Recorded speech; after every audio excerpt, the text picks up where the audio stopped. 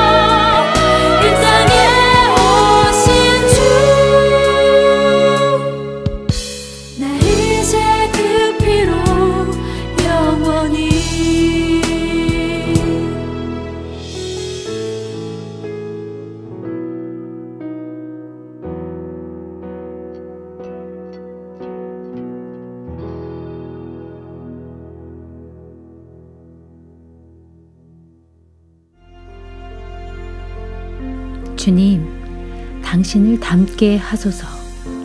우리는 한낱 인간에 불과하나 당신께서는 우리를 당신의 모습으로 빚으실 수 있습니다.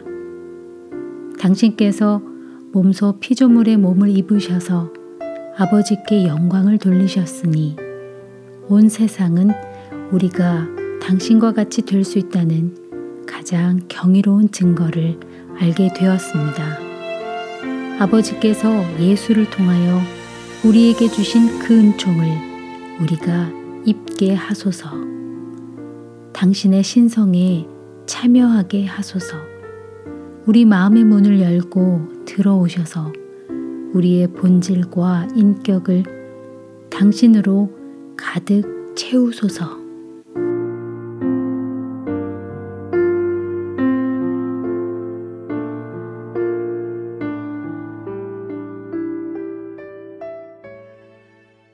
예수님은 이 땅에 오셔서 하나님이 어떤 분이신지를 몸소 보여주셨습니다.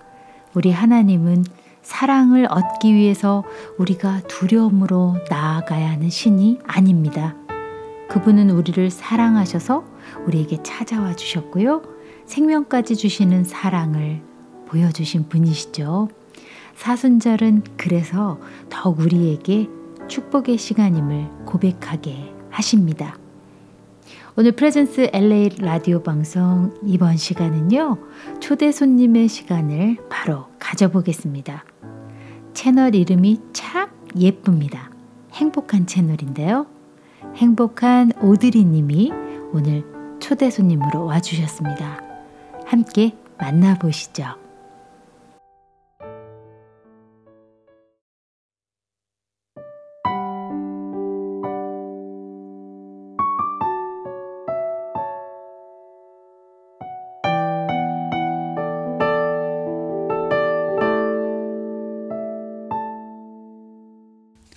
안녕하세요. 저는 하나님이 주신 재능으로 노래하고 그림 그리는 행복한 오드리입니다. 재작년쯤 섬리 목사님 실방 때 특별 게스트로 출연하신 구연아 사모님 찬양을 듣고 너무 은혜가 되어 지금까지 함께 소통하고 있는데요. 오늘 이렇게 구연아 사모님 라디오 방송 게스트로 초청이 되어 너무나 기쁘고 영광스럽습니다. 간증문을 준비하면서 여러 가지 고민이 있었는데요. 혹시나 사랑하는 가족들에게 상처를 주지 않을까 하는 마음이었어요. 동생들에게 언니의 살아온 이야기를 나눠도 되겠냐고 상의를 했더니 기도하고 응원하겠다고 해서 용기를 내어봅니다. 그만큼 어둡고 불행한 어린 시절을 보냈습니다. 불행했던 제 삶을 행복한 삶으로 바꿔주신 하나님 아버지의 은혜를 지금부터 들려드릴게요. 저는 기억하고 싶지 않은 어린 시절 아픔들을 여러 번 겪었습니다. 6살 때쯤 집 앞에서 놀다가 아동 성범죄자에게 유괴되어 산으로 끌려가게 되었는데 겁에 질려 큰 소리로 우는 울음소리를 듣고 지나가던 행인의 도움으로 구출이 되었어요. 그때 받은 충격으로 꽤 오랜 시간 동안 악몽에 시달렸고 가위 위에 눌려 밤마다 이불에 소변을 지리게 되었어요. 저희 집은 기독교 집안이었지만 아버지는 매일 술을 드셨고 밥을 소주에 말아 드실 정도로 알코올 중독이 심각하셨어요. 부모님께선 아들을 원했지만 딸만 6을 낳게 되었고 저는 그중 셋째 딸입니다.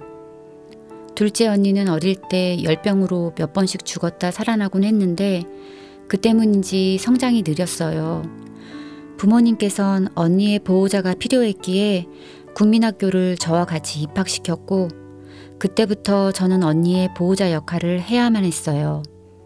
친구들이 언니와 제가 같이 학교를 다니니까 쌍둥이인 줄 알고 쌍둥이인데 왜 다르게 생겼냐며 놀리는 일이 많았고 언니를 대신해서 싸우다가 맞기도 하고 그렇다 보니 늘 주눅이 들어 조용하고 소심한 성격으로 유년기 시절을 보냈습니다. 큰언니와 동생들은 공부를 잘해서 늘 우수상을 받아왔는데 그저 평범했던 저는 비교되는 일이 많았어요. 저는 어릴 때부터 그림 그리는 걸 좋아하고 피아노를 듣고 치는 재능이 있었지만 부모님은 좋아하지 않으셨어요. 중학교 때 미술 선생님께서 제 그림 실력을 인정해 주셨고 미술반에 들어오라고 권유해 주셨는데 아버지의 반대로 할 수 없었어요. 아버지께선 트럭을 운전하시며 장사를 하셨는데 하시는 일마다 안 되고 사기도 당하시고 그 때문에 집도 땅도 다 팔고 지하 단칸방에서 살게 되었어요. 비가 많이 오면 집에 물이 들어와서 자다가도 방바닥에 찬 물을 퍼내야 했어요. 쌀이 없어서 죽을 써서 먹는 날도 많았고 밀가루 음식을 주로 먹었었는데 그나마 다행인 건 엄마가 만든 음식은 다 맛있었어요. 언제부턴가 부모님이 함께 일하게 되셨는데 큰언니는 중학교 때까지 할머니 집에서 학교를 다녔고 저와 넷째 동생은 6살 때쯤부터 친척집에 맡겨지는 일이 많았는데 친척집에서도 저는 미움을 받았고 온갖 집안일을 다 했어요. 그 시절엔 세탁기도 없었고 다라에 빨래를 들고 개울에 가서 빨래를 했습니다. 추운 겨울에도 가마솥에 물을 떠서 설거지를 해야 했고 말도 안 되는 이유로 매도 많이 맞았어요. 매일 밤 엄마가 보고 싶어 이불 속에서 숨죽여 울었습니다. 엄마에게 그 일을 얘기했지만 믿지 않으셨고 방학 때만 되면 어쩔 수 없이 또 친척집에 가야만 했기에 저는 너무 슬펐습니다. 부모님은 거의 매일 부부싸움을 했고 집안 살림은 다 부서지고 저와 동생이 싸움을 말리다가 맞기도 했습니다. 늦은 밤 아버지는 술에 취해 들어와 자는 우리들을 깨워서 무릎을 꿇게 하고 몇 시간씩 잔소리하며 술주정을 하셨어요. 아버지가 너무 밉고 싫었습니다. 차라리 죽어버렸으면 좋겠다는 생각도 들었어요. 혹시나 엄마가 우리를 버리고 떠나시거나 죽음을 택하실까봐 무섭고 두려웠습니다. 왜냐하면 몇 번이고 농약을 드시려 했거든요. 그럼에도 지옥 같은 하루하루를 보내며 살기 위해 노력하는 엄마를 돕고 싶어 집에서 부업으로 안 해본 게 없어요. 구슬 꿰기, 인형 눈깔 붙이기, 종이백 만들기. 힘들었지만 엄마에게 인정받고 싶어서 열심히 도와드렸어요. 아버지는 매우 엄하셔서 학교 끝나고 바로 집으로 와야 했고 외박은 있을 수도 없고 짧은 바지나 치마, 목이 패인 옷은 입을 수 없었습니다. 누구 한 사람이 잘못을 하면 다 같이 회초리로 종아리를 맞았습니다. 아버지는 우리들에겐 무서운 분이셨어요. 하지만 남들에겐 너무 친절하고 좋은 분이셨고 지나가다 노숙자를 보면 집으로 데리고 와서 밥을 먹여 보내시고 교회는 나가지도 않으시면서 어렵다는 얘기를 들으면 쌀과 라면, 필요한 것들을 말없이 사다 주시며 주의 종을 섬기셨어요. 그래서 저는 아버지께서 언젠가는 술을 끊고 새 사람이 될 거라 믿고 교회에 가서 아버지 술 끊게 해달라고 간절히 기도를 드렸습니다. 그러던 어느 날 제가 6학년 때 아버지는 충격적인 이야기를 하셨습니다. 지금 말할 수 없음을 이해해 주세요. 큰 충격에 아버지께 소리 지르며 울며 밖으로 뛰쳐나갔습니다. 굵은 비가 내리던 날인데 쏟아지는 비를 맞으며 한참을 울었습니다. 그날 이후 세상에서 버림받은 아이처럼 혼자라는 생각에 슬프고 괴롭고 모두가 밉고 싫었습니다. 하나님도 밉고 교회도 나가기 싫었습니다. 빨리 어른이 돼서 집을 떠나고 싶었어요. 그러다 중학교 3학년 2학기 때 아버지의 계속되는 사업 실패로 가평군 어느 산골 마을로 이사를 가게 되었는데 그곳으로 인도하신 하나님의 계획이 있었습니다. 아궁이에 불을 때는 초라한 초가집이었는데 방도 2개에 마루도 있고 지붕에는 포도나무 넝쿨이 풍성한 집이었어요.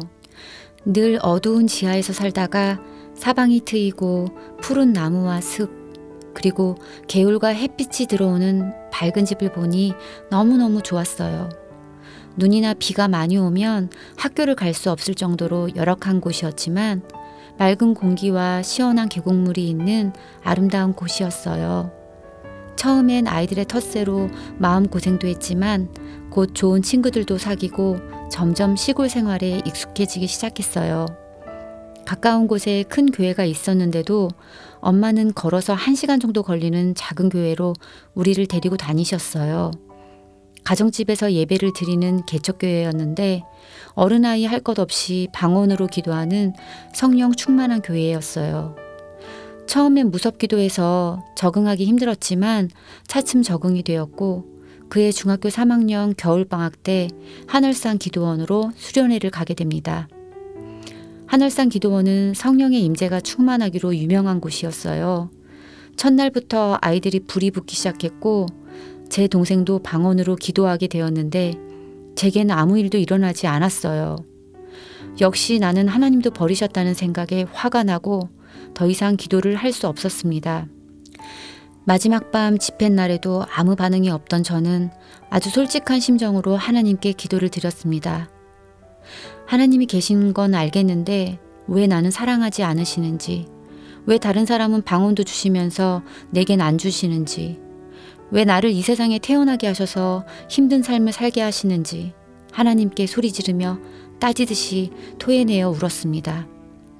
한참 울고 있을 때 갑자기 부흥 강사님께서 제 머리에 안수를 하고 지나가셨는데 가슴에 불이 들어온 것처럼 뜨거워지고 제 마음 깊은 곳에서 주님의 음성이 들려왔어요. 선영아, 내가 너를 사랑한다. 네가 세상에 태어난 것은 너를 통해 찬양받기 위해서란다. 부모님께조차 들어보지 못했던 사랑한다는 그 한마디에 눈물이 터지고 말았어요. 세상에서 느껴본 적 없는 기쁨이 샘솟기 시작했고 제 입에선 방언이 나왔습니다. 홀로 아파했던 지난날의 아픔들이 씻겨나가는 순간이었어요. 그 순간 저는 평생 하나님을 찬양하며 살겠다고 서원기도를 드렸습니다. 그날 이후 환경은 바뀐 것이 없었지만 마음에 기쁨이 넘치고 예수님이 너무 좋아서 행복했어요. 그리고 신기한 일이 생겼는데 고등학교 입학 후 음악 선생님께서 저를 지목하시며 아무런 조건 없이 성악을 가르쳐 주신다는 거예요. 하나님께서 길을 열어주신다는 생각에 열심히 배웠고 뒷동산에 올라 매일 연습을 하며 대회도 나가게 되었어요. 그런데 막상 사람들 앞에 서니 너무 떨려서 노래를 망치고 말았습니다. 실망한 선생님께선 아침 조회 때마다 저를 단상에 세워 지휘하게 하시고 또 음악 수업하는 반에 저를 데리고 가서 노래를 시키셨어요. 사람들을 돌로 보라며 강하게 훈련을 시키셨어요. 그러던 어느 날 아버지는 제가 음악 공부를 한다는 얘기를 들으시고 학교에 찾아와 음악 선생님께 소리 지르며 가르치지 말라고 화를 내셨습니다. 그럼에도 선생님은 포기하지 말라 하고 아침 일찍 학교에서 수업하자고 하셨고 그렇게 몰래 노래를 배웠습니다. 그런데 연습을 잘못했는지 성대에 문제가 생겨 목이 쉬고 결국 대회에서 제 실력을 발휘하지 못해 음대의 꿈을 접게 되었습니다. 친구들이 공부할 때 노래만 불렀던 저였는데 더 이상 노래를 할 수 없다는 생각에 너무 창피하고 괴로워서 도망치고 싶었어요. 그래서 고3 때 취업반을 선택했고 미용과 간호학원이 있었는데 간호학원을 가면 집을 떠나 기숙사 생활을 할 수 있었기에 간호학원을 선택했고 처음으로 집을 떠나게 되었어요. 학교를 졸업하고 개인병원에서 1년 근무하다 지금 다니고 있는 대학 부속병원에 입사를 하게 되었는데 개인병원과는 달리 대학병원은 일도 힘들고 직장 내 괴롭힘이 심했어요. 그만두고 싶었지만 돈을 벌어야 했기에 꾹 참고 다녔어요. 하지만 월급은 고스란히 부모님께 드려야 했기에 저는 한 달 정도 버스비만 받았습니다. 처음에 친척집에서 1년을 살았는데 너무 눈치가 보여서 보증금을 모으려고 퇴근 후 알바를 해서 돈을 모았고 100만 원에 10만 원 월세를 구했어요. 그때쯤 넷째 동생은 간호학과에 진학해서 서울로 학교를 다녀야 해서 제가 데리고 살았는데 둘이 누우면 꽉 차는 방이었지만 너무 행복했어요. 저는 계속 투잡으로 용돈을 벌며 생활했어요. 그러던 어느 날 아버지께서 피를 토하고 쓰러지셔서 제가 근무하는 병원 중환자실로 입원을 했습니다.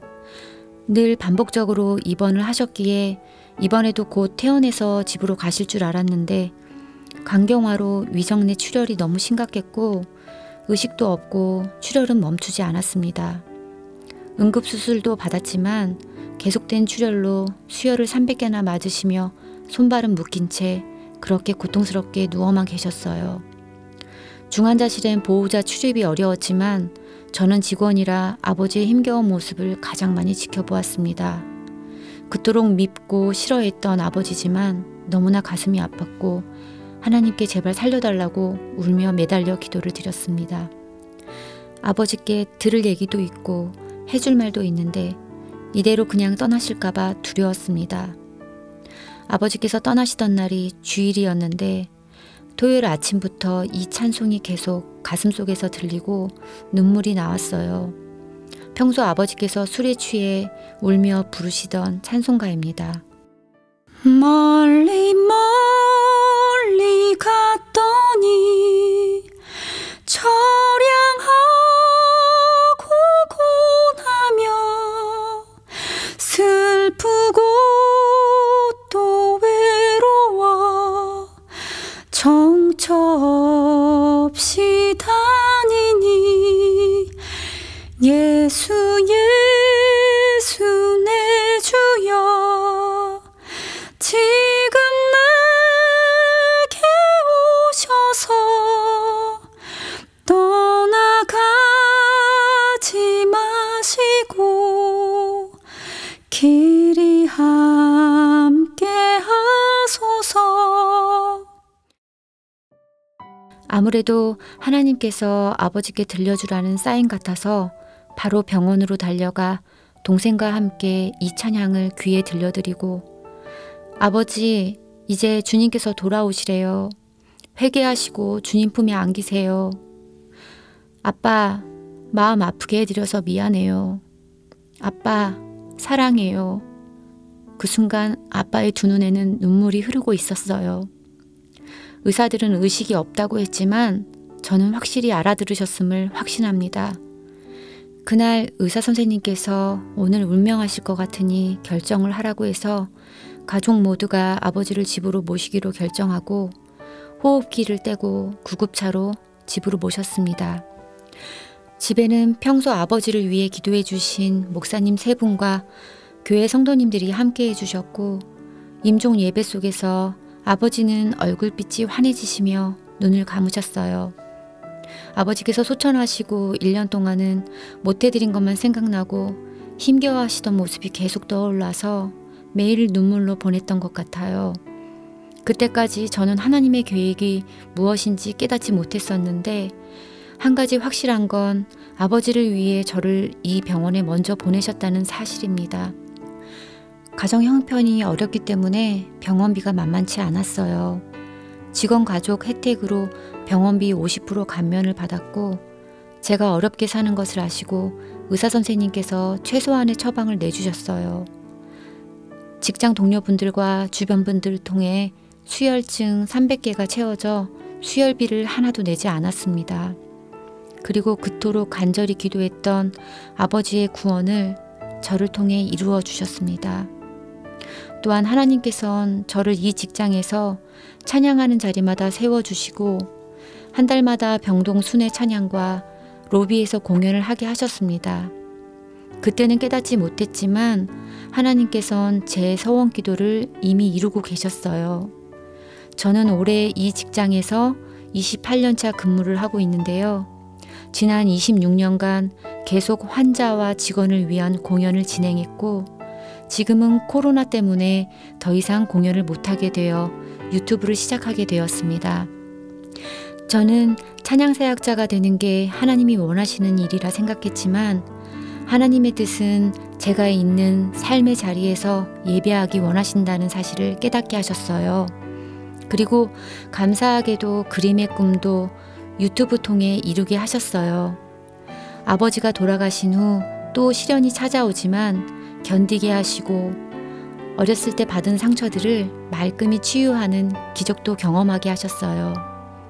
또 어려움이 있을 때마다 이끌어 주시고 기도해 주시는 제 신앙의 멘토이신 간호사 선생님도 붙여주셨고 결혼도 안 하려고 했었는데 찬양 사역하는 남편을 만나게 하셔서 함께 유튜브도 하게 되었어요. 하고픈 이야기는 많지만 다음에 또 기회가 생긴다면 그 후 이야기를 들려드리고 싶어요. 제가 고등학교 때 받은 말씀이 있는데 저는 그 말씀을 붙들고 지금까지 살고 있습니다. 시편 73편 23절에서 28절 말씀입니다. 내가 항상 주와 함께하니 주께서 내 오른손을 붙드셨나이다. 주의 교훈으로 나를 인도하시고 후에는 영광으로 나를 영접하시리니 하늘에서는 주 외에 누가 내게 있으리요. 땅에서는 주밖에 내가 사모할 리 없나이다. 내 육체와 마음은 쇠약하나 하나님은 내 마음의 반석이시요 영원한 분깃이시라. 무릇 주를 멀리하는 자는 망하리니 음녀같이 주를 떠난 자를 주께서 다 멸하셨나이다. 하나님께 가까이 함이 내게 복이라. 내가 주 여호와를 나의 피난처로 삼아 주의 모든 행적을 전파리이다. 아멘. 저는 힘들 때마다 주님을 찾았습니다. 간절히 찾는 자를 주님은 반드시 만나주십니다. 저의 간증을 통해 간절한 누군가에게 생명이 흘러가기를 간절히 기도합니다.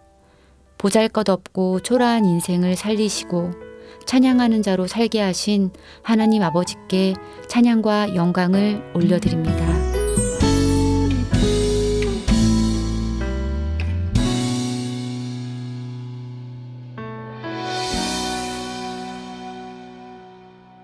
밤이 깊고 아침도 없었던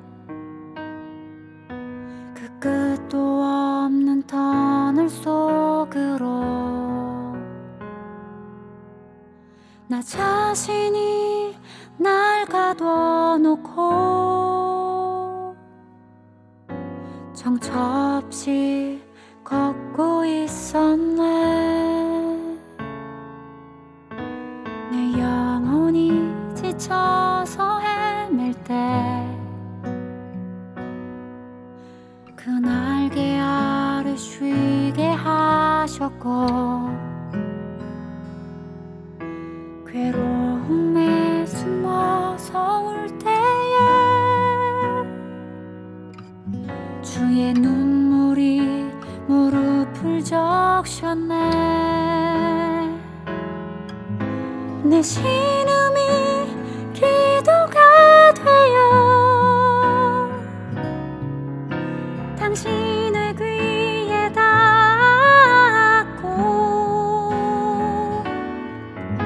그 기다림이 나에게 닿을 때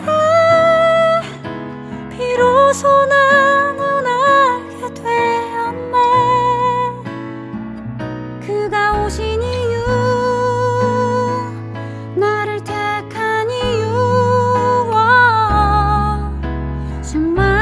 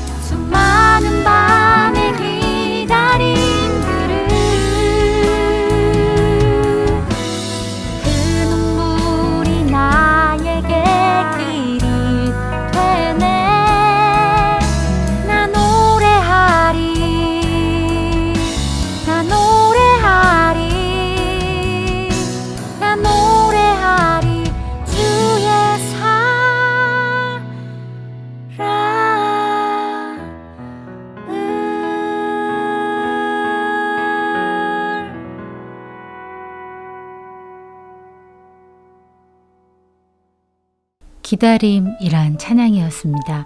행복한 오드리님의 노래로 들으셨습니다. 선영아, 내가 너를 사랑해. 하나님의 음성 앞에 펑펑 울었던 중학생 선영이.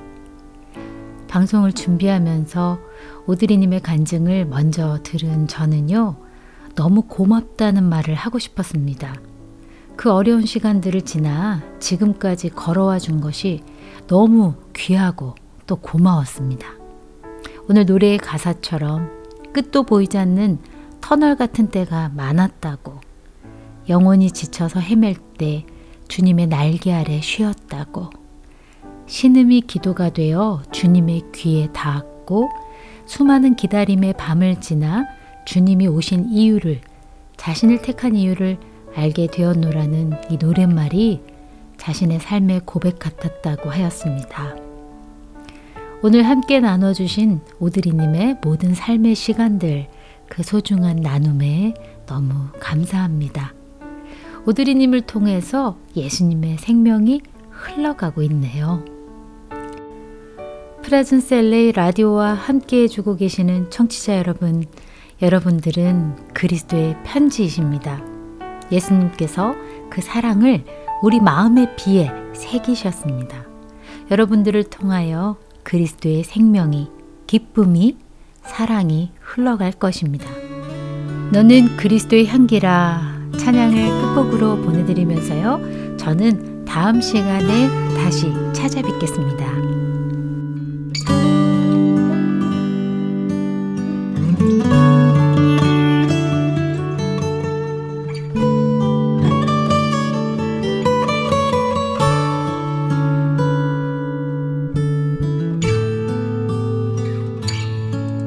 너는 그리스도의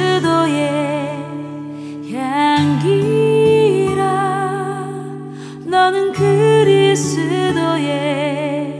편지라. 하나님 앞에서 그리스도의 향기니 너를 통해 생명이 흘러가리. 너를 통해 생명이 흘러가리.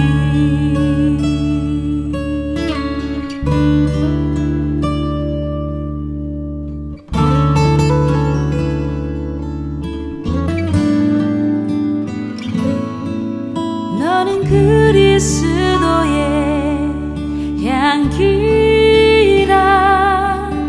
너는 그리스도의 편지라. 하나님 앞에서 그리스도의 향기니 너를 통해 기쁨이 흘러가리. 너를 통해 기쁨이 흘러가리. 너는 그리스도의